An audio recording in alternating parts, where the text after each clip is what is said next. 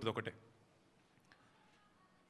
మార్బీ అనే ఒక గుజరాత్లో ఒక ప్రాంతంలో ఒక పెద్ద బ్రిడ్జ్ కూలిపోయి 140 మంది చచ్చిపోయినా ఏ ఎన్డీఎస్ఏ బోదు ఎవడు బోడు ఏ ఏజెన్సీ బోదు 140 మంది చావులకు ఫలానావాడు బాధ్యుడు అని ఒక బాధ్యతాయుతమైన ఏ ఏజెన్సీ మాట్లాడదు, కేంద్ర ప్రభుత్వం మాట్లాడదు, గుజరాత్ ప్రభుత్వం మాట్లాడదు. బీహార్లో 4 రోజులకు ఒకసారి ఒక్కొక్క బ్రిడ్జ్ కూలుతున్నా అడిగే నాతుడు లేడు. అదే తెలంగాణలో ఇక్కడ కాంగ్రెస్ ప్రభుత్వం ఉన్నప్పటికీ సుంకిశాల రిటైనింగ్ వాల్ కూలిపోయి 100 కోట్ల నష్టమైన ఎన్డీఎస్ఏ రాదు, ఎవడు రాడు.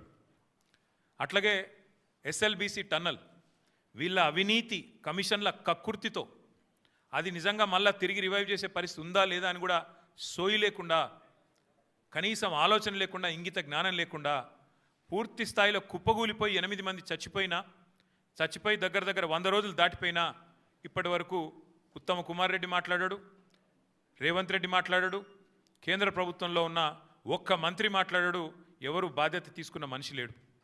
అట్లాగే వట్టెం పంప్ హౌస్ మునిగిపోయిన ఈ కాంగ్రెస్ ప్రభుత్వం వచ్చిన తర్వాత దాని గురించి మాట్లాడేటోడు లేడు.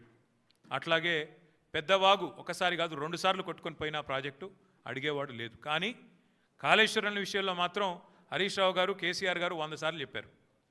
కాళేశ్వరంలో 100 కంపోనెంట్లు ఉంటే ఒక్క కంపోనెంటు ఒక బ్యారేజ్, అందులో 3 బ్యారేజీలు, 19 రిజర్వాయర్లు, 21 పంప్ హౌజులు, 100 కిలోమీటర్ల సొరంగ మార్గాలు, 1000 కిలోమీటర్ల ప్రవాహ కాలువలు ఉన్నాయి, 100 కంపోనెంట్లు ఉన్నాయి.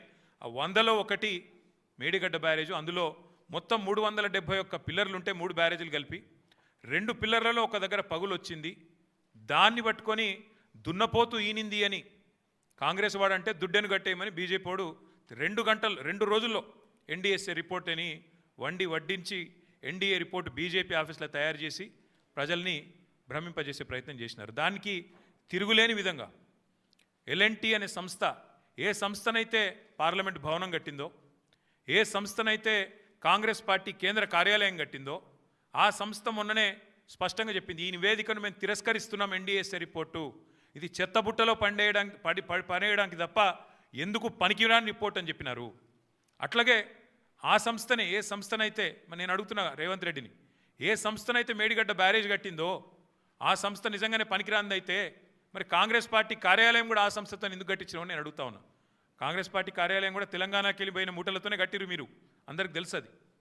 అందుకే మేము అనేది మరిన్ని ట్రెండింగ్ వీడియోల కోసం న్యూస్ 18 తెలుగు యూట్యూబ్ ఛానల్ను సబ్స్క్రైబ్ చేసుకోండి.